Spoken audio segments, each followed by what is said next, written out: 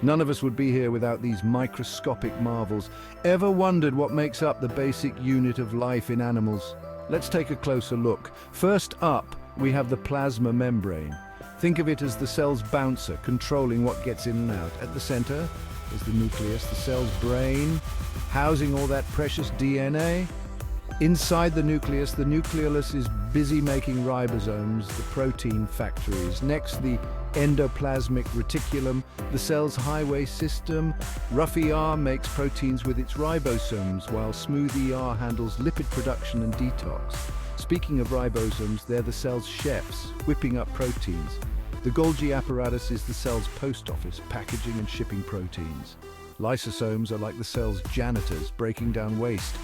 And don't forget the mitochondria, the cell's powerhouse, cranking out energy. Finally, the cytoplasm and cytoskeleton give the cell its shape and support. Every part of the animal cell works together like a well-oiled machine, keeping life ticking. Stay curious, future scientists.